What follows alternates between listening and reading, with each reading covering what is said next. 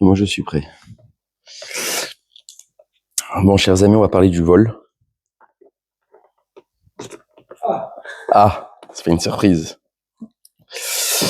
Le vol sous une autre couture. Il y a écrit dans une Mishnah qu'on va lire cette semaine à la synagogue, dans Pirkei Avot. Je la lis, je la traduis. Rabbi Hanina ben Chachinai Omer. Donc Rabbi Hanina nous dit la chose suivante. Aneor Balayla.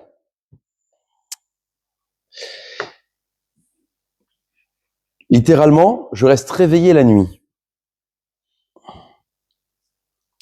Ve'amealer bader yeridi, ou bien je vais en chemin seul, je me retrouve en chemin tout seul, ou mefane libo levatala, ou bien je tourne mon cœur vers les futilités, areze mitrayav benafsho, voilà que je suis condamné sur mon âme. Mon âme, mon être est condamné. La liste est très intéressante. On parle de sommeil, on parle d'aller seul en chemin, et on parle de se tourner vers la futilité. Là, je suis condamnable. Intéressant de constater que on parle de la nuit. Je voudrais poser une question toute simple. À quoi la nuit est destinée? Pour certains, le sommeil, pour d'autres, à l'étude. Pas mal. J'ai envie de dire pour tout le monde, à quoi est destinée la nuit? Hachem a créé, au niveau de Bereshit, dès la création du monde, il a créé ce qu'on appelle les luminaires et il a repoussé l'obscurité. Donc il y avait deux espaces, un espace clair, un espace sombre, la nuit. De la même façon, lorsqu'on est dans Bereshit, on voit qu'à chaque fois, la création s'opère et on dit Vaïrev, Vaïboker, ce fut nuit, ce fut jour, jour 1, jour 2, jour 3. Lorsqu'on arrive dans Shabbat, on dit qu'Hachem, il a tout terminé. Et de la même façon qu'Hachem a terminé de tout travailler, de la même façon, moi, je dois m'arrêter de travailler, faire Shabbat. Je pose la question, à quoi sert la nuit? Je pose la question maintenant, à quoi sert Shabbat? Il écrit le Ramban. Le Shabbat, il s'appelle pas le 7e jour. Il a un nom qui s'appelle Shabbat. Les autres jours, ils ont un nom. Un nom qui est numéroté, jour 1, jour 2, jour 3, jour 4. Il n'y a pas lundi, dimanche, il n'y a pas. Chez nous, c'est Yom Rishon, Yom Sheni, Yom Shlishi. Et j'arrive à Shabbat, c'est pas Yom Shevi, c'est Yom Shabbat. Qu'a-t-il le Shabbat de différent des autres jours? C'est ce que nous allons dire dans l'Havdalah. Dans l'Havdalah, nous disons Hachem, il a séparé le Shabbat des autres jours. Le Shabbat, il est spécial.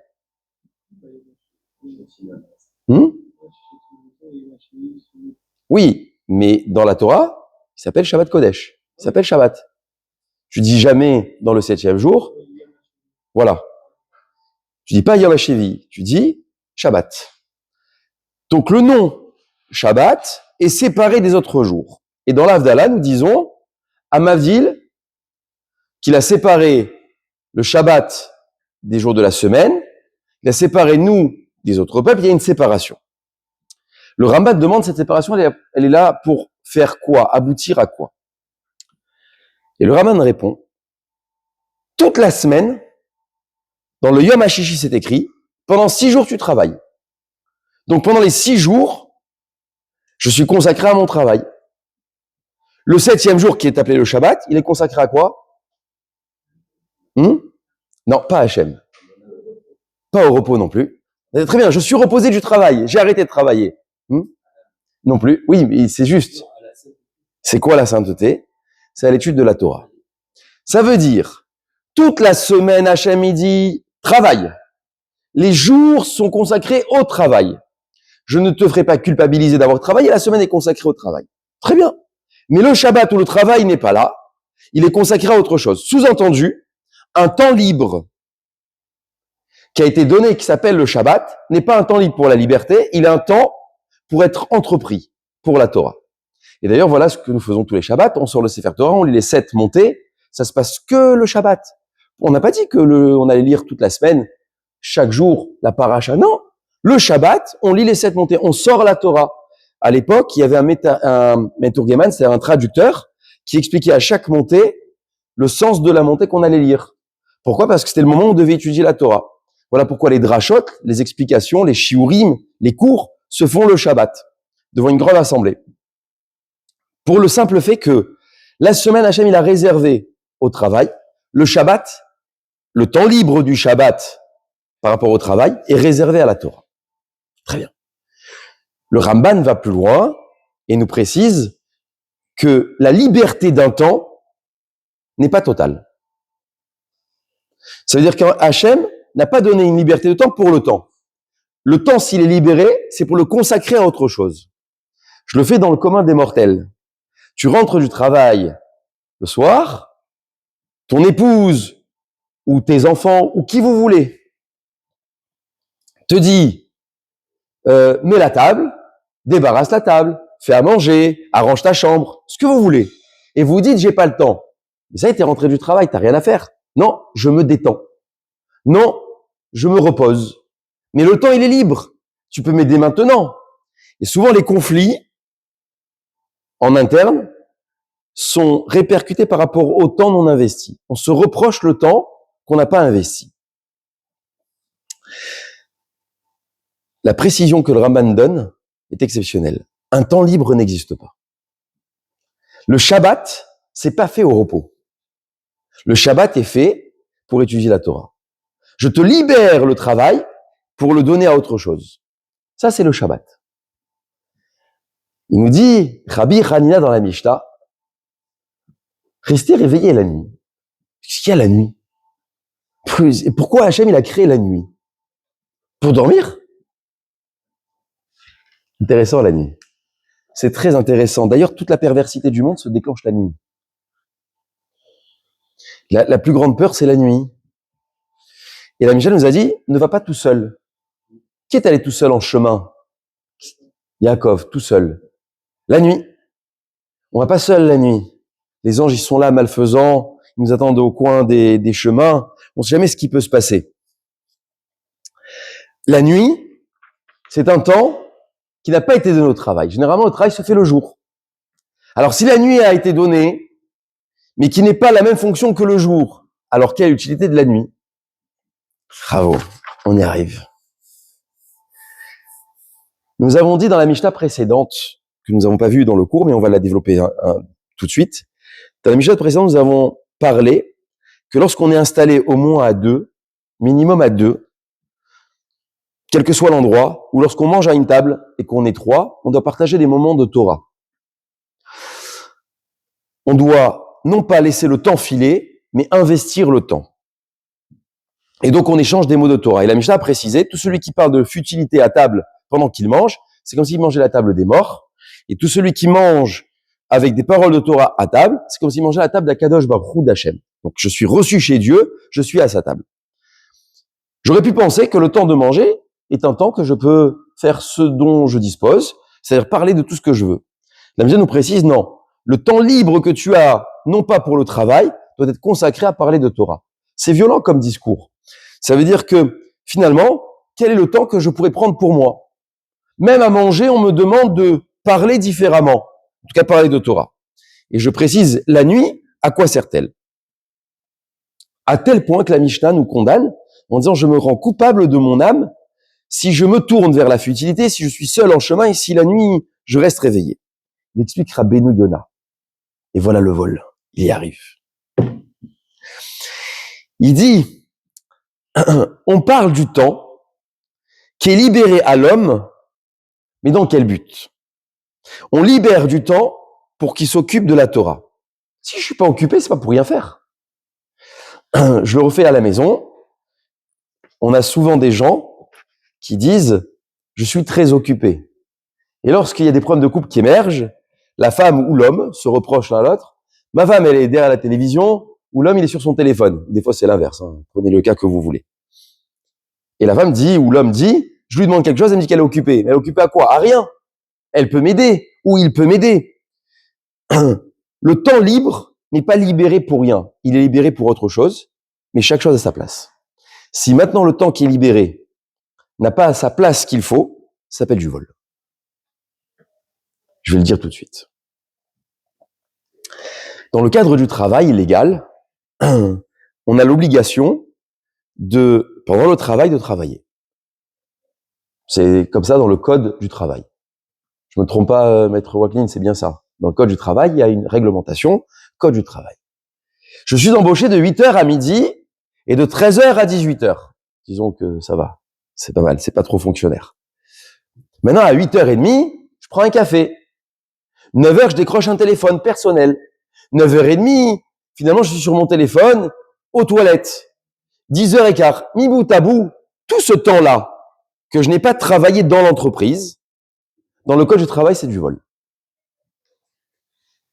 Tu es au travail, tu n'es pas occupé à tes affaires personnelles. Qu'on te donne un peu de marge de manœuvre pour répondre à des appels urgents. Il y a des métiers où le téléphone est interdit. Le téléphone personnel est interdit. Il y a des métiers où non, pas de téléphone. Il y a des métiers où on octroie pendant la demi-journée et l'autre demi-journée une pause. Pendant cette pause-là, tu es libre d'utiliser ton téléphone. Mais c'est une liberté que l'entreprise octroie à l'employé. Mais pendant le temps investi, c'est un temps qui est pris. C'est fini. Tu ne peux pas. Tu es dans l'entreprise, tu appartiens à l'entreprise. Et voilà pourquoi, dans les codes d'assurance, vous avez, lorsque vous faites un trajet maison-travail, ça s'appelle un accident de travail s'il y a eu un dommage. Pourquoi? Parce que tu étais parti. Mais si maintenant on prouve que dans le chemin, tu étais parti faire un jogging, c'est pas sur ton trajet du travail, désolé, tu n'es pas assuré. C'est-à-dire le temps que tu consacres au travail, il est pris. Le temps qui n'est pas consacré au travail, il doit être pris à autre chose. À quoi? Il dit Rabbeinu Yona, le temps libéré qu'Akadosh Baruch Hu octroie à l'homme, c'est pour étudier la Torah. Et là, on s'aperçoit bien qu'on parle pas d'horaire où on est perturbé. Il a dit Rabbi Hanina, on parle de la nuit. La nuit, c'est un moment où généralement on n'est pas perturbé. Il peut rien se passer la nuit. Le téléphone, il va pas sonner à minuit. Sauf qu'il y a urgent, mais il sonne pas tous les soirs à minuit. Il y a des problèmes tous les jours. D'autre part, il n'y a pas la vie de la société qui nous entraîne derrière quelque chose. Les magasins sont fermés. Et de plus en plus, nous voyons que la nuit, lorsqu'on sort un tout petit peu, ce qui est ouvert, c'est ce qui est un peu caché la journée, et ce qui ferme la journée, c'est ce qu'on veut dévoiler que la nuit. Exemple, dans le jargon des jeunes, la boîte de nuit. Une boîte de nuit en journée, ça ne marche pas.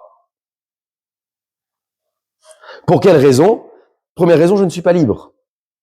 La journée, je suis occupé et je suis préoccupé. Alors, je te plonge dans la nuit. La nuit, tu n'as moins de préoccupations, donc tu peux être plus tranquille, et voilà qu'elle est ouverte, donc plus de monde peuvent être accueillis. D'ailleurs, permettez-moi de faire juste un parallèle un peu très rôle. Souvent, on demande pourquoi les casinos n'ont pas de fenêtres, ou n'ont pas de jour, pour faire perdre l'espace-temps, justement pour pouvoir jouer plus. Quand tu as la temporalité, dès qu'il finit, tu te dis « Ah, je rentre ». Pour faire confondre la nuit du jour, il n'y a pas de nuit ni de jour, il n'y a pas de fenêtre. Et donc, je ne me rends pas compte. Et la nuit, on ne parle pas ici qu'on est perturbé par quoi que ce soit. La nuit, elle est libre. Pourquoi? Pas pour atteindre l'argent, parce qu'il n'y a pas d'argent la nuit. Les métiers sont fermés généralement. Et donc, on va te reprocher. Qu'as-tu fait pendant le temps libre? Lorsque la Mishnah, la Gemara plutôt dans Shabbat, elle dit Kavata itim la Torah, est-ce que tu as fixé un temps pour étudier la Torah? Il ne te demande pas de fixer un temps pendant que tu travailles. Tu t'occupes à travailler. Si tu t'occupes à travailler, tu peux pas étudier. Ton esprit il est préoccupé. On te demande pas d'étudier ou d'avoir de la Torah lorsque ton esprit il est mélangé à autre chose. Il faut que ton esprit soit libre. La vraie chose qu'on te libère, c'est du travail. Quel est le moment dans la journée où mon esprit il est libre? C'est soit au moment du repas. C'est pour ça qu'on a dit dans la Mishnah précédente, parler de Torah au moment du repas, soit la nuit. Et donc Rabbi Hanina il vient donner un enseignement fondamental. Rester réveillé la nuit. À quoi faire? On se couche à minuit, 1h, 2h du matin. Et ils n'arrivent pas à se lever après le lendemain matin. Et au travail, ça va sans tâche. Ça s'appelle un vol. Hachem a octroyé la nuit. Il y a des pays, c'est rarissime, il y a des pays dans le monde où il n'y a pas de nuit. Il n'y a pas de nuit. Et c'est très perturbateur pour l'organisme parce qu'il fait tout le temps jour. Alors quand je pense il fait jour, je suis encore actif. Mais non, c'est la nuit. Mais non, mais il fait pas nuit. Mais oui, ça s'appelle la nuit. Alors on dort, on ferme les volets complètement pour essayer d'avoir un sentiment de nuit.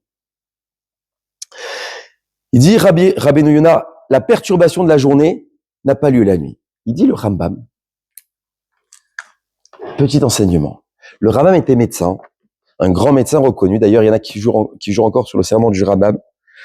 Et il dit, la journée doit être consacrée à travailler, à dormir, à manger et à étudier. Jusque-là, tout le monde peut être d'accord. Afalpi, bien que il y a une mitzvah d'étudier la Torah le jour et la nuit, voilà que la majorité de la sagesse que l'homme peut développer, c'est quand? La nuit. Pourquoi nous dit ça, le Rambam?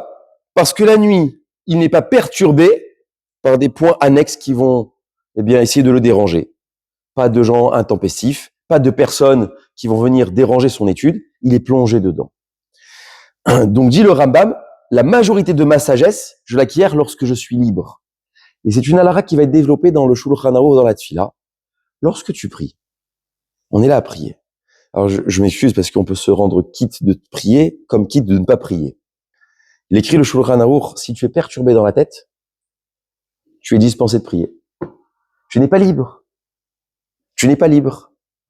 C'est comme un couple, quelqu'un qui est déjà marié, pour qu'une autre femme ou un autre homme puisse venir, il faut qu'on soit libre.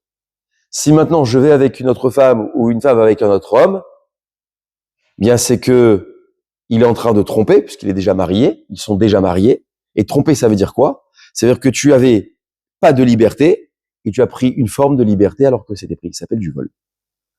En vulgarité, ça peut s'appeler aussi un viol. Tu m'as violé mon esprit, tu m'as volé mon esprit, tu m'as volé ma confiance, tu m'as volé mon être, tu m'as tout volé. Et voilà où le vol, il prend son essence. Le vol prend son essence non pas dans quelque chose qui est pris et je l'attribue à autre chose. Ça, j'ai pas le droit de le faire. Ça, tout le monde le comprend et c'est intelligent. Mais par contre, on parle de vol, lorsque le temps est figé, il est libre, mais tu ne le prends pas pour ce qu'il est destiné. En d'autres termes, la nuit, il est complètement libre. À quoi tu vas l'utiliser? Donc Rabbeinu Yonah répond, j'ai inventé la nuit, Akadosh Baruch dira, j'ai inventé la nuit pour vous donner une forme de liberté, pour pouvoir vous occuper de la Torah. Et le Rambam prolongera en disant que la majorité de la sagesse de l'homme se définit la nuit.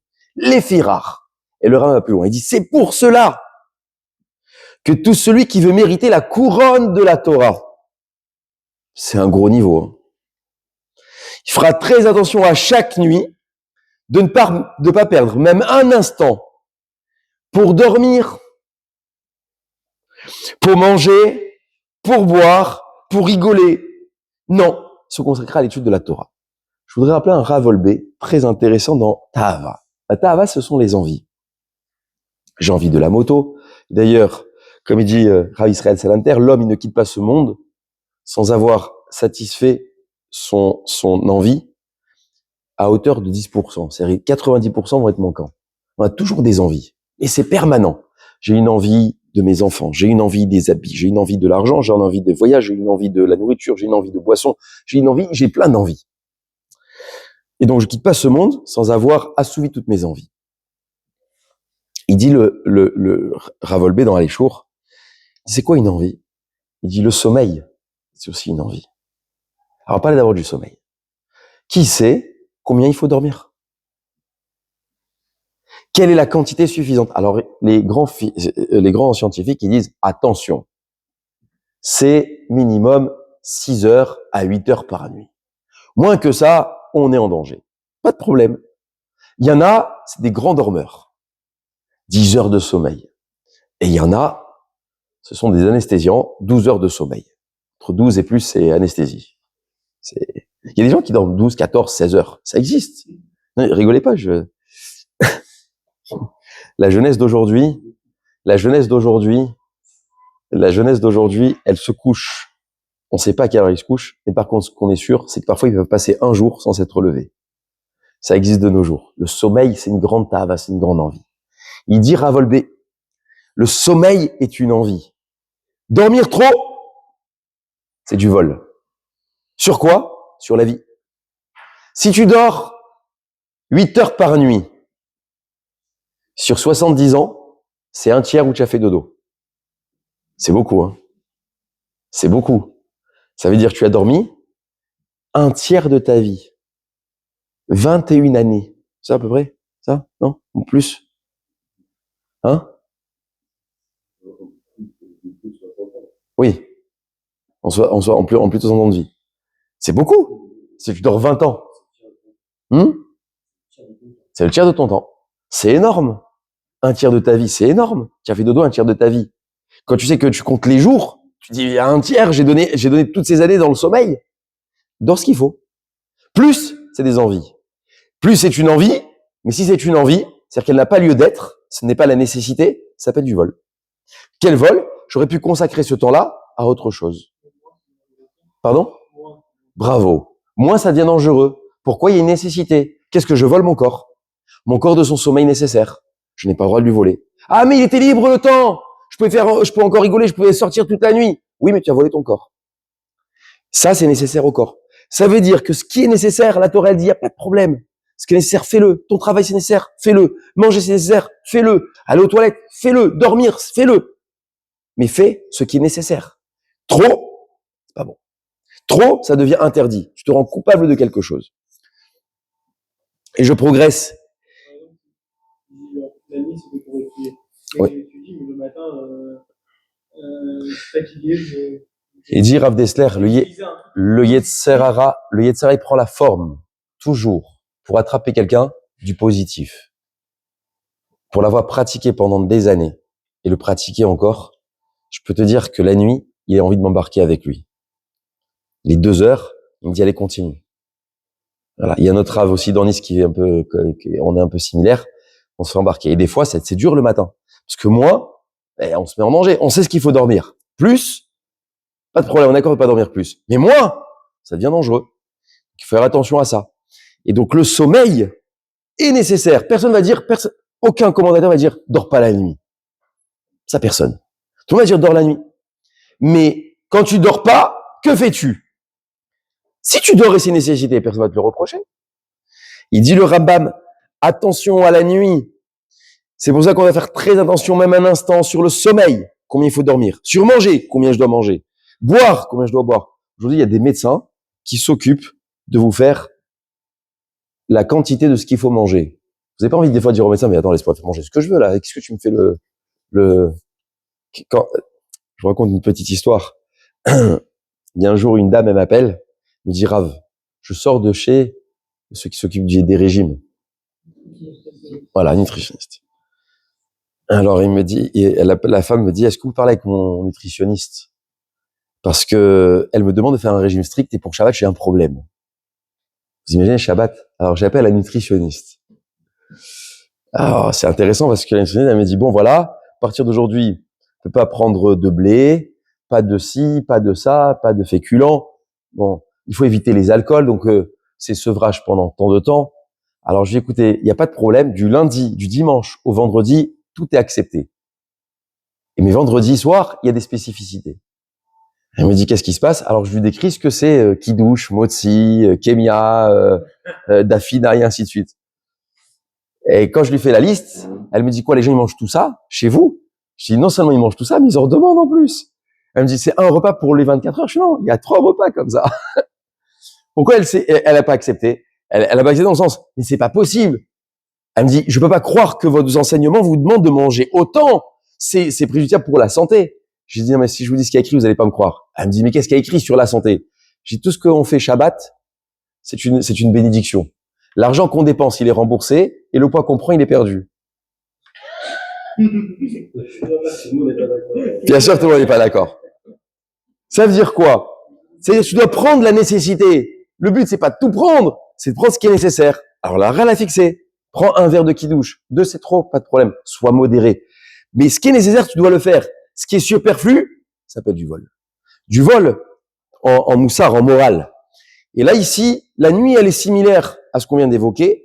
La nuit n'est pas libérée pour faire ce que l'on veut. La nuit, elle est libérée pour justement être investie. Pas être investie parce que je suis de bonne conscience, mais parce qu'elle sert à ça. Elle a été créée pour ça, pas pour autre chose. Pour aller plus loin encore, la nuit n'a pas été créée pour dormir. La nuit a été créée, entre autres, pour dormir et pour étudier. La journée a été créée pour le travail. Tu veux étudier la journée? Inimatov ou Manaïm. Je tiens le temps d'étudier, tu ne t'occupes pas du travail, pas de problème. Alors, il y a des gens qui se l'imposent. Dans ma journée, je fixe de 10h à midi d'aller étudier la Torah. Il n'est pas préoccupé par le travail. Chazak ou Vaour. Mais la nuit, tu n'as pas d'excuse. D'ailleurs, c'est intéressant que la nuit, les kolélim, les baté midrashot, les synagogues soient pas remplis. Les gens, ils ont le temps. Ça, ils sont tous rentrés. Et étonnamment, ils sont tous rentrés. La plupart des métiers se terminent à 18h, 19h. Oui, mais il devrait y avoir toute la ville dans les synagogues.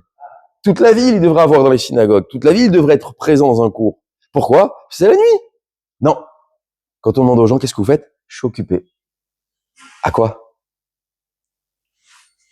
Je suis occupé avec les enfants. Je suis occupé avec la femme. Je suis occupé avec mon mari. Je suis occupé. Très bien. Mais tout, t'as une limite.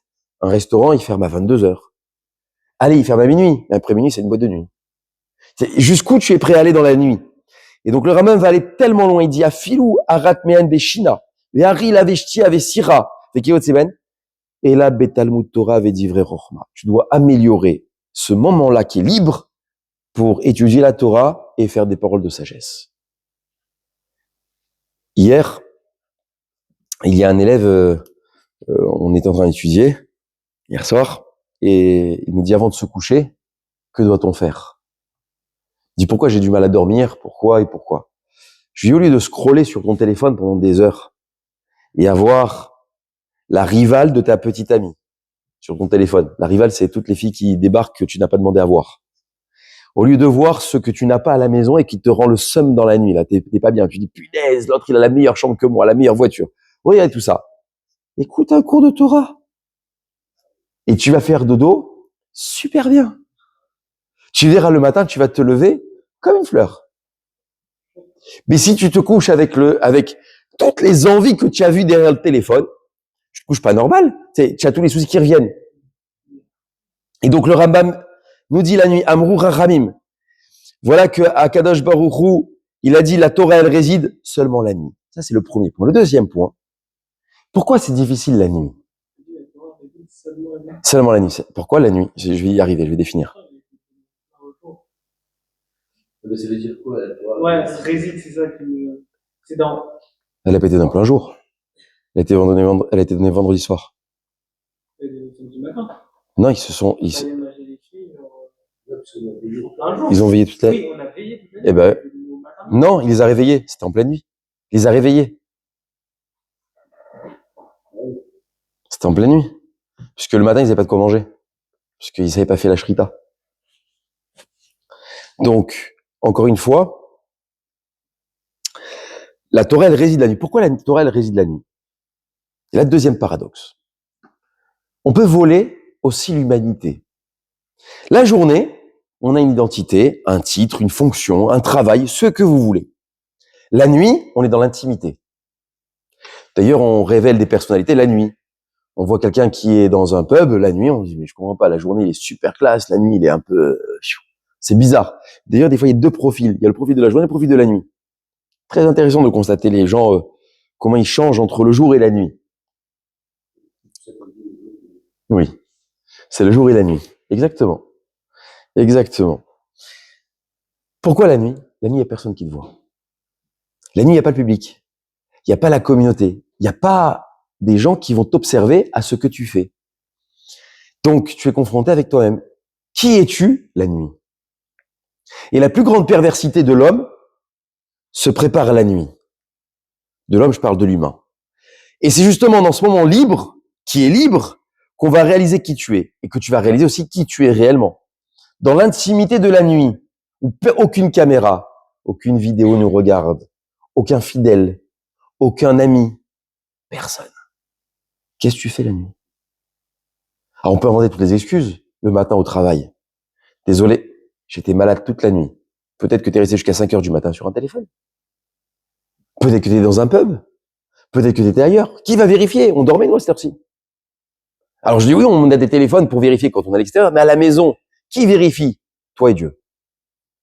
Se dessine l'individu la nuit. On aiguise la Torah la nuit. Tu es tout seul? J'ai pas dit que c'est bien d'être seul. À l'extérieur. À l'extérieur de la maison. Mais tu es au Beth Midrash. Tu peux être seul chez toi et faire des bêtises. Mais justement, c'est ce qu'on est en train de développer. La nuit, tu es confronté avec toi-même. Donc, tu as deux voies possibles. Personne te voit, tu es tout seul. La voie de gauche ou la voie de droite? Mais pourquoi j'ai la possibilité de faire gauche ou droite? Parce que le temps est libre. Et d'ailleurs, Valet Le Gaon devina un tout petit peu plus loin, en nous proposant que on ne faute uniquement quand le temps est libre. Lorsque le temps est pris, alors on peut pas fauter. Et quelle est la plus grande faute pour Akadosh Baruch Hu? C'est un temps qui est pris, qui est utilisé à autre chose. C'est une grande faute. J'avais l'occasion d'étudier la Torah. À ce moment-là, il était pris ce temps-là. Je l'ai pris pour aller faire des bêtises. La plus grande faute. Je suis occupé à être marié. C'est mon fiancé. Et je le prends et je le fais à autre chose. Mais non. Cette nourriture-là, elle est destinée à telle personne. Je la prends, je la destine à quelqu'un d'autre. Ça s'appelle un vol. Et c'est comme ça pour tous les domaines de la vie. Ce qui est libre, est-il réellement libre à tout ou non? Il est pris pour autre chose. Je continue un tout petit peu dans cette Mishnah. Il explique Rabbeinu Yonah, puisqu'on s'est arrêté là-dessus, à Neor Balayla. Donc je reste réveillé la nuit. Ça a été uniquement donné pour les heures libres pour s'occuper de la Torah. Pourquoi ce moment-là? Pas de travail. Il n'y a pas de gens qui me dérangent. La perturbation ou les soucis ne sont pas là. Et d'ailleurs, je voudrais résumer et faire une parenthèse toute brève. Pourquoi les gens n'arrivent pas à dormir? Souvent, ils ont une petite insomnie. Vous savez pourquoi? Il y a plusieurs raisons. Mais une des raisons les plus essentielles, c'est que la personne, elle pense à des soucis qu'il ne peut pas résoudre la nuit. C'est perturbant. La nuit, je peux pas résoudre. Vous pensez à tout ce qui se passe et vous dites comment je vais faire demain matin. Alors, cette fameuse histoire que vous connaissez tous et toutes, où cet homme-là qui doit 1 million demain matin à rendre, et il tourne à droite, il tourne à gauche, il sait pas comment faire, il sait pas quoi dire, et il n'arrive pas à dormir 11 heures, minuit, 1 heure, 2 heures, à 3 heures du matin, ça suffit. Tu fais pile face dans le lit, et laisse-moi dormir maintenant, qu'est-ce qui se passe? Et le mari, comme tous les maris du monde, tu comprends rien, toi, dors. Comment ça, je comprends rien? T'as vraiment empêché de dormir, alors dis-moi ce qui se passe, au moins, t'es pas tout seul, on est deux maintenant. Et l'homme répond, dit, écoute chérie, voilà, je vais t'expliquer pourquoi j'arrive pas à dormir. Demain matin, je dois rendre 1 million et je les ai pas. La femme dit quoi? C'est pour ça que tu dors pas? C'est juste pour ça. Et voilà les femmes, soi-disant, elles savent tout, et voilà, elles se moquent de moi. Tu te moques de moi? Donne-moi le numéro de la personne à qui tu dois 1 million. Qu'est-ce que tu vas faire? Donne-moi le numéro de celui à qui tu dois. Le mari donne le numéro à sa femme elle prend son téléphone portable, elle appelle le numéro à 3 heures du matin. Au bout du fil, il y en a un qui décroche un peu hébété, un peu « Allô? Bonjour, je suis la femme de monsieur Untel. Je voulais vous dire que demain matin, mon mari devait vous rendre 1 million, mais il les a pas. Bonne nuit, elle raccroche le téléphone. Elle laisse son mari, maintenant c'est lui qui va pas dormir. Toi, tu peux dormir tranquille. » Ça veut dire quoi, cette histoire? C'est-à-dire que la nuit, lorsque je libère mon esprit, forcément, il va s'occuper. La nature n'aime pas le vide. Qu'on le veuille ou non, tout se complète. Alors, quand mon esprit est libre, il dit non, ne sois pas libre, pense. Quand dans la tefila, je suis pas concentré, à quoi je pense? À autre chose, il est pas libre. Ça n'existe pas de pas penser. Ça n'existe pas de penser à rien. À quoi tu penses? À rien. Je te crois pas, tu penses à quelque chose. Rien n'est libre. Tout est occupé. Même un espace, quel qu'il soit dans le corps humain, il est investi. On enlève un organe, qu'est-ce que font les autres? La nature n'aime pas le vide, ils prennent la place. Les dents, on enlève une dent, qu'est-ce qui se passe? Les dents vont se rapprocher, la nature n'aime pas le vide. Et comme ça, pour la nuit. Donc, pourquoi on n'arrive pas à dormir? Parce que les soucis arrivent. Ma tête, elle est à rien, elle s'est occupée de rien, elle n'a rien dans la tête. Qu'est-ce qui va venir? Mon souci de la journée, mon souci de la veille, ou mon souci du lendemain. Et vu que je n'ai pas de solution à apporter parce que la nuit, tout est fermé, alors je m'angoisse. Et donc, je ne dors pas. Mais justement, ça veut dire que je vais réfléchir justement à ce souci-là, et donc elle va me porter un conseil. Mais des fois, le conseil, il vient pas parce que je me torture l'esprit. C'est juste, si la nuit, tu prends ce temps-là de recul pour dire je vais réfléchir à un problème, très bien, mais tu n'auras la solution que le lendemain matin. Rien ne se dessine la nuit. Rien. Il y a des métiers qu'on peut aujourd'hui avec les décalages horaires, les téléphones portables, l'informatique. Effectivement, on pourrait. Mais de manière absolue, la nuit est faite à dormir. Et donc Rabbeinu Yonah propose Ingam beshaotelu em mevatel etzmano. Si j'abîme ne serait-ce qu'1 heure, un moment, je l'ai annulé. Ce que j'appelle le batlan. Le batlan, c'est laisser du temps libre pour libre. En gros, je fais rien. Je me consacre à rien. Mais si tu consacres à rien, c'est que je consacre à autre chose. On a dit la nature n'aime pas le vide. Et qu'est-ce qui se passe? Je me rends coupable. Coupable de quoi? Et finalement, pourquoi je suis coupable? Parce que ce temps-là a été confié. Je voudrais m'arrêter dans ce Rabbeinu Yona un instant. Akadosh Baruch Hu, il a donné à l'homme un temps. Ce temps-là n'a jamais été défini à la base ni à la source. Lorsque nous sommes nés, on n'est pas venu comme dans certaines personnes qui voudraient nous dire qu'on a un temps de vie déjà défini. On ne sait pas combien de temps on va vivre. Ça peut être, nous jeunes, moins jeunes, très avancés dans la vie. On ne sait pas le temps. On n'est pas venu avec une garantie de 80, 90, 100, 110, 100. On n'est pas venu avec cette garantie-là.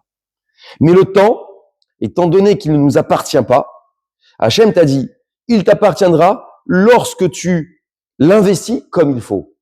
Dès que tu le gaspilles, ton temps va t'échapper. Donc tu es coupable. C'est ce que la Mishnah veut nous proposer. Rabbi Rani te dit, le temps de la nuit n'est pas un temps pour faire n'importe quoi. Il est un temps à être investi.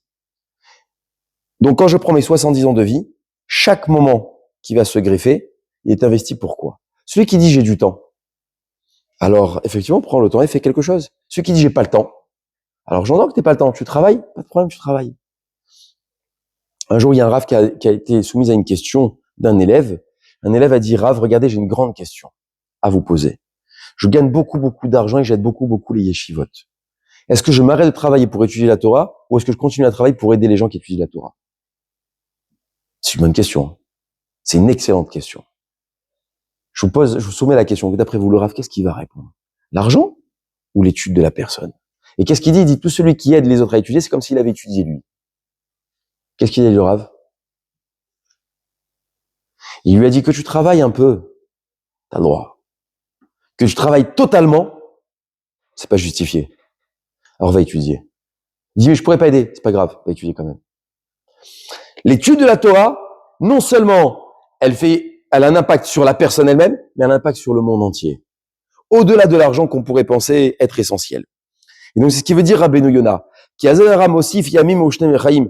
Voilà que on abandonne sa vie, on se laisse aller à la vie lorsque on a pris conscience que le temps libre n'est pas libre. Et ça, c'est du vol.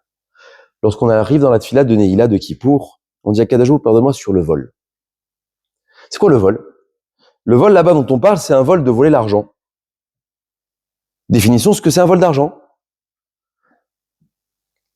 Ai-je volé un billet qui est dans la rue, par terre? Pourquoi c'est pas du vol? Parce qu'il y a une définition de liberté. Il est libre. Je te prends un billet dans ton pantalon, mais tu ne portes pas ton pantalon.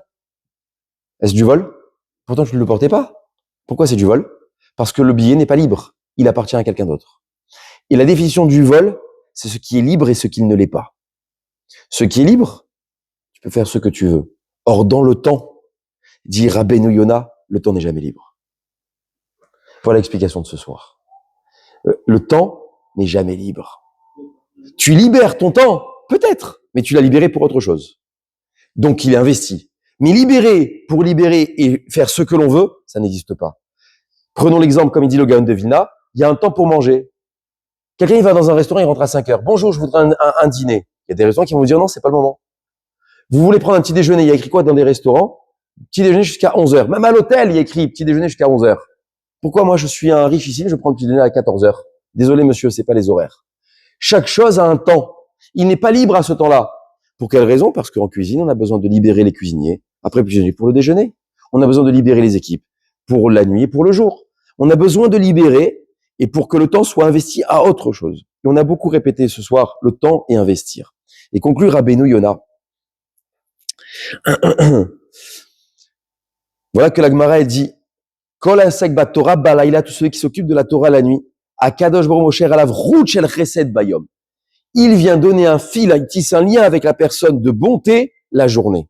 Ce qui préserve le jour, c'est la nuit. Ce qui aide le jour, c'est la nuit. La tfila la plus sensationnelle, c'est mincha, parce que c'est la plus difficile à conjuguer pendant le travail. C'est la tfila la plus difficile.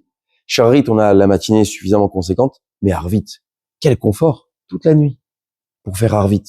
C'est un confort agréable. Pourquoi toute la nuit? Pourquoi il n'est pas limité comme Sharit où c'est très peu de temps? Pourquoi pas mincha, comme ça, difficile à faire? Non, toute la nuit. Arvit, tu peux faire toute la nuit. Tu n'es pas dérangé. J'ai lu une explication sur Arvit. Étant donné que tu n'es pas dérangé comme le jour, alors tu es plus attendu sur la tfila de Arvit que sur la tfila du jour.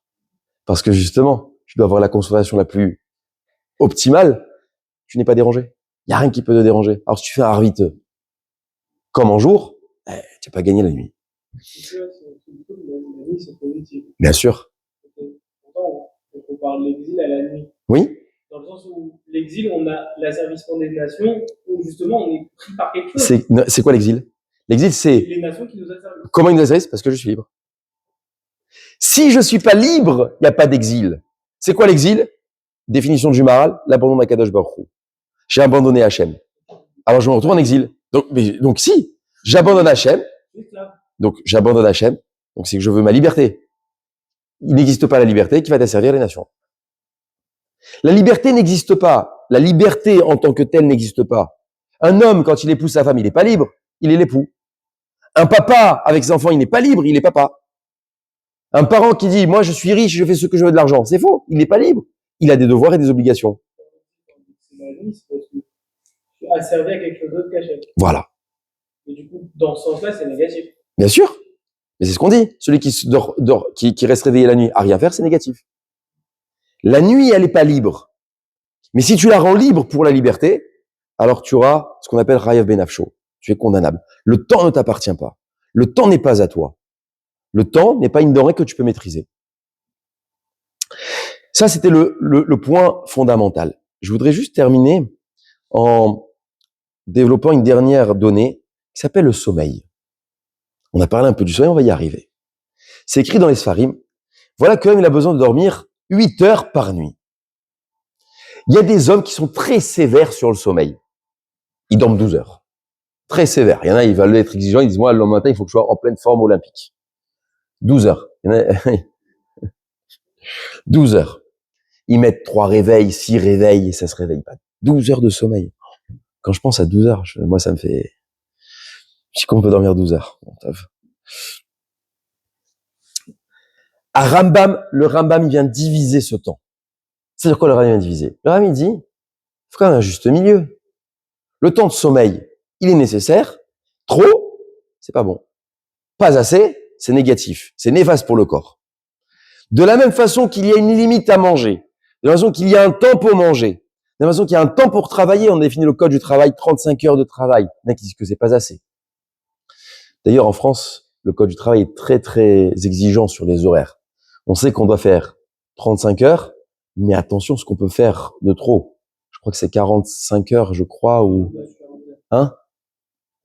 Je crois qu'on peut pas aller au-delà de 45 ou 47 heures. 49 heures, c'est... Voilà. D'ailleurs, c'est ce que je disais un jour aux impôts. Aux impôts, tu connais la blague? Un jour, les impôts, ils ont demandé comment ça c'est que... je vous le fais en kitsour. Ils ont demandé à un rave, je dirais pas qui c'est, mais on le fera en privé. On a un rave, comment il peut avoir 2 contrats de travail de 35 heures? Ça fait 70 heures. C'est interdit par la loi. Alors les impôts, ils ont dit, désolé, on vous met une amende. Alors le rave, il a répondu aux impôts. Il leur a dit, donc, dans un médecin qui a fait 49 heures, il sort de l'hôpital, il y a un mort, il dit, non, moi je sonne pas, je suis au repos. Et il va travailler. Ça veut rien dire, je suis au repos. Et je fais ce que je sais faire. Mais un rave, c'est pareil. Il se consacre à la Torah. On peut pas lui dire, s'il y a un défunt, s'il y a de l'étude, s'il y a un élève, ah non, désolé, je suis au repos. Il n'existe pas le repos. Le repos, c'est un temps libre. Ce temps libre, tu as le droit de le prendre? Oui, dans certaines données. Shabbat, c'est pas un temps libre, c'est un temps libre pour faire la Torah. Est-ce que j'ai le droit de faire la sieste? C'est une excellente question dans Shabbat. Et donc, il y en a qui dorment 12 heures. Le Rambam, il vient diviser la journée en plusieurs parties. Il dit 8 heures, t'étudies la Torah. Vous savez que tout le monde les a, les 8 heures. Je prends n'importe lequel individu, tout le monde les a, les 8 heures dans la journée. 8 heures, tu travailles. Si on fait 5 jours par semaine fois 8, ça fait 40 heures. Vous avez 5 heures d'heures supplémentaires en France. Et en plus, ils sont bien payés. C'est pas mal quand même. 5 jours. Pas mal. Et 5 heures, qu'est-ce que tu fais? Tu manges et tu dors. Très bien. Ça, c'est ce qu'il dit le Rambam. Tout le monde fait 8 heures minimum, manger, dormir, ça va. 8 heures de travail, disons que tout le monde les fait plus ou moins. Et les autres 8 heures, ils font quoi les gens? Que font les personnes? 8 heures de libre. Qu'est-ce que tu fais pendant 8 heures de libre? Il dit le Ben Ishraï, il écrit à ce sujet-là. D'après la Torah, l'homme, il a besoin d'être exigeant sur son sommeil pour sa santé de corps, sa santé intellectuelle. On a besoin de dormir. Mais on a besoin de dormir ce qu'il faut. Trop, c'est néfaste. Pas assez, c'est négatif. C'est-à-dire que si un homme dort peu, afin d'étudier la Torah ou d'accomplir les mitzvot, mais qu'il a les possibilités au niveau de son corps, inématov, il peut. S'il n'a pas assez, et que ça ne suffit pas, il devra raccourcir son étude et dormir ce qu'il faut. Sans entendu, la Torah, elle ne veut pas qu'on libère du temps qui n'existe pas. Elle te prend le temps existant pour que tu l'investisses. Ça, c'est la définition du Ben Ishraï. C'est la définition du Gaon de Vilna. Tu as un temps, à quoi sert-il? Définition. 8 heures par jour. C'est énorme, 8 heures par jour. Je voudrais conclure par cette Mishnah qui est écrite dans Pirkei Avot qu'on a lu la semaine dernière. Il y a écrit dans Pirkei Avot, ne dis pas que quand tu auras le temps, j'irai étudier parce que peut-être tu n'auras jamais le temps. Entre parenthèses, c'est vrai que les synagogues sont pas remplies de retraités. Il y a des retraités, certes, mais il n'y a pas que des retraités. Et tous les retraités ne sont pas à la synagogue. Comment ça se fait? Tu es libre 24 heures dans une journée quand on prend de l'âge et qu'on est à la retraite. C'est long, 24 heures. C'est dur. C'est compliqué. Qu'est-ce que tu mets dans ce temps-là? La Mishnah te dit, ne dis pas que quand tu auras le temps, tu iras étudier de peur que tu n'auras jamais étudié. Qu'est-ce que ça veut dire, cette phrase? Qu'est-ce que cela signifie? Cela signifie que si maintenant tu prends pas le temps qui est libre, que tu as devant tes yeux pour l'investir à autre chose, ne t'attends pas que quand tu seras à la retraite, tu vas le faire. Tu as décalé juste le problème. Si aujourd'hui, dans l'état actuel des choses, tu n'as pas observé que tu avais du temps et que tu ne l'as pas pris pour la Torah, ne t'attends pas à ce que quand tu sois à la retraite, tu vas prendre pour la Torah. Voilà ce que nous propose la Mishnah. Ça commence pas à la retraite, ça commence dès maintenant. C'est ce qu'on appelle, à titre individuel, de la responsabilité du temps. Je suis responsable de mon temps. Alors on organise un temps. À l'école, il y a un emploi du temps. Dans le travail, dans le code du travail, on te demande le temps. On te demande dans le contrat de travail de mettre les horaires. C'est quoi? Ça définit un cadre. Et dans ces horaires-là, tu es défini au travail. Il n'est pas libre. Je peux t'attaquer si tu n'as pas fait ton travail pendant ces horaires-là. Je ne peux pas t'attaquer si tu as fait, tu étais en vacances ou tu n'étais pas présent. Tu n'étais pas au travail. Et la Torah, elle dit la même chose. En tout cas, au nom du Rambam, au nom de tout ce qu'on a vu, Rabbeinu Yona entre autres, au nom de Rabbi Hanina dans la Mishnah, celui qui reste réveillé la nuit, si c'est pour dormir, personne ne va te porter atteinte. Mais si c'est pour rester réveillé, alors là, on est préjudiciable. La reine, c'est pour cela que l'homme dit, Madame Herbalayla, si l'homme reste réveillé la nuit, et qui ne s'efforce pas à s'occuper de la Torah, voilà qui se rend coupable. On ne reste pas réveillé pour réveiller. Ça, c'était une partie sur le sommeil. Et concluons de manière très sympathique avec une histoire du Gaon de Vilna, ou du Netziv. Il y a 2 belles histoires qui sont incroyables. Un jour, le Gaon de Vilna, il faut savoir que le Gaon de Vilna dormait 4 heures par nuit. Mais il est fractionné par demi-heure. C'est déjà 4 heures, c'est violent. Alors, une par demi-heure, c'est très bien. Et un jour, il a été invité dans une ville. Tout le monde s'attendait à voir le Gaon de Vilna, le génie, le plus grand Talmid Racham du monde.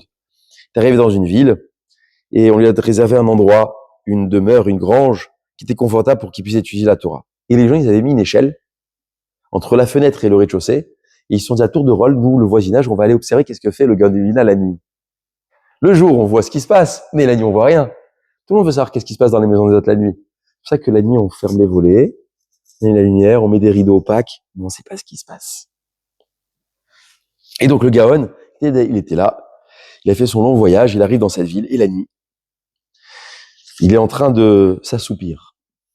Et on avait dit qu'il avait l'habitude de dormir une demi-heure, mais fractionné, pour dormir en tout 4 heures. Et voilà qu'à un moment donné, il s'endort. Il s'endort tellement longtemps. Et les voisinages observent. Ils disent, mais le Gaon, je comprends pas, c'est le génie lui, mais il dort. Qu'est-ce qui se passe? Il dort. Il s'est endormi. Pendant en tout, excusez-moi, 3h30. Et il se réveille. Lorsqu'il se réveille de son sommeil plus que habituel, il est perturbé, il est pas bien du tout et il dit aux gens qui l'entourent, donc au voisinage qui sont en train d'observer la scène, qui ont pris l'échelle. Il dit cette ville-là, si moi je me suis endormi autant, c'est que cette ville-là, c'est une ville de dormeurs. Si cette ville, elle dort, faut pas s'étonner qu'il y aura des catastrophes.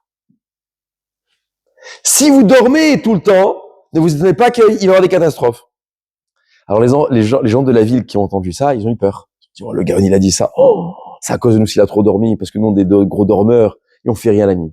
Ils sont mis à étudier la Torah, mais bien investis. Et toutes les nuits, on les voyait étudier, toutes les lumières des demeures étaient allumées, et on voyait des gens aux fenêtres étudier. Et donc, l'année suivante, le Gaon, il revient. Et là, on lui donne l'auberge, il dort, et là, il dort qu'une demi-heure. Il se réveille, au milieu de la nuit, tous les gens, ils ont encore fait le système de l'échelle, ils ont voulu observer qu'est-ce qu'il faisait le Gaon, ils l'ont vu étudier toute la nuit, et il dormait quelques demi-heures. Et il dit, je peux témoigner maintenant que cet endroit-là, le son de la Torah résonne, et que la ville, elle est protégée. Je voudrais vous dire un point pour conclure. Akadosh Baruch Hu a créé 24 heures dans une journée. Il n'y a aucun pays qui a moins de 24 heures. Tout le monde a 24 heures. On a des fuseaux horaires différents en fonction du pays qu'on se déplace d'un côté ou de l'autre. Et donc, on peut avoir des heures de décalage en plus, des heures de décalage en moins. La création du monde a été faite de telle manière que la Torah est étudiée 24 heures sur 24, 7 jours sur 7 partout dans le monde. Voilà pourquoi on a des décalages horaires. Pendant qu'en France, je dors, aux États-Unis, eux, ils sont pas encore en train de se coucher. Et pendant que aux États-Unis, ils vont se coucher, en Australie, les gens sont encore en train d'étudier. Ça veut dire 24 heures sur 24, 7 jours sur 7 dans le monde, il y a des gens qui étudient la Torah. Alors, entre autres, c'est une bracha d'être éparpillé. Mais en Israël, il existe des collines qu'on appelle de nuit. Ils étudient toute la nuit. Parce que, qu'est-ce qui va donner la bénédiction au jour? L'étude de la Torah la nuit. Si un temps dans la journée, et surtout la nuit, la Torah n'est pas étudiée, une catastrophe peut arriver dans le monde. Et ce qu'il voulait dire le Gaon de Vilna, il dit, si la nuit, si vous dormez, votre ville, elle n'est pas protégée. Protégez la ville, protégez sa maison, protégez sa famille, protégez un pays. C'est l'étude de la nuit. On ne portera pas atteinte à quelqu'un qui est occupé la journée. On dira à la personne qui est libre, mais qu'est-ce que tu as fait? Tu étais libre, tu aurais pu t'occuper. Et comme on a dit au début du cours, un homme peut reprocher à sa femme ou ça peut reprocher à son mari, le soir, quand il est assis sur le canapé, mais qu'est-ce que tu fais? Aide-moi. Une femme peut pas dire à son mari en plein milieu de la journée quand il est au travail, allô, viens m'aider, mais je suis au travail. C'est pas un reproche utile, c'est un reproche inutile, à moins que tu veux que je démissionne. Mais personne va lui dire, pourquoi tu travailles? C'est mon travail, c'est dans mon contrat. Donc on fera un reproche quand on est libre. Et c'est là où Akadosh Baruch Hu nous attrape. J'ai donné quelques heures qui s'appellent la nuit. Prenez le temps qu'il vous faut pour dormir, qui est nécessaire. Prenez le temps pour manger, mais prenez surtout le temps pour étudier, parce qu'il est libre. Et je terminerai ces mots-là en vous disant que parfois, avec 3 minutes, on peut tout changer. 3 minutes. Allez, on a fait n'importe quoi la nuit. Au moins fais Shema Israël avant de dormir. Fais Birkat Hamapil. Fais Ve'afta. C'est 3 minutes. Avant de dormir, c'est 3 minutes. 3 minutes, ça change le sommeil. Pas faire des cauchemars. Ne pas se faire attaquer pendant la nuit. Être protégé. Ça change tout. 3 minutes. T'as passé 4 heures sur le téléphone. Je remercie, pour conclure, je remercie l'inventeur dans le téléphone d'avoir mis le temps qu'il y a d'utilisation d'un téléphone la journée et la nuit. Je le remercie. Je veux battre des records. Non mais vraiment, à titre personnel, battre des records, pas d'utilisation, de non prise dans les mains avec autant d'appels et de messages. Je voudrais battre des records, mais comme ça, mais ça serait bien de faire des records. Il y en a, ils l'utilisent 16 heures dans la journée. Mais comment t'as ton téléphone 16 heures? Mais comment il tient avec la batterie? Comment c'est possible? Laisse-te reposer. Pourquoi remercier la personne qui a inventé ça?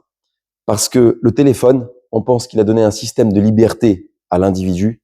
Au contraire, il a rendu esclave. Esclave à tel point qu'avant, dans l'intimité qui s'appelait la chambre à coucher ou notre maison, à l'époque c'était la maison et après c'était la chambre à coucher, on était protégé de l'extériorité. Aujourd'hui, l'extériorité rentre à la maison. Alors quand j'ai une liberté qui devrait s'appeler, je me consacre à ma famille qui est essentielle, ou je me consacre au bien-être de ma famille, ou bien à la Torah, parce que la nuit je suis libre, l'extériorité rentre chez moi et la liberté que j'avais de ce temps-là devient plus libre en apparence parce qu'il est occupé derrière un téléphone. Voilà ce que la Torah nous propose. La nuit n'a pas été donnée uniquement pour dormir. Tout celui qui prend la nuit pour en faire autre chose que dormir et ce qu'on appelle batlaner, c'est-à-dire abîmer ce temps-là, il est condamnable. Mais tout celui qui le prend pour valoriser ce temps-là pour la Torah, au contraire, on rallonge ses jours et il bénit, il protège la ville où il est. Chazakour. Voilà.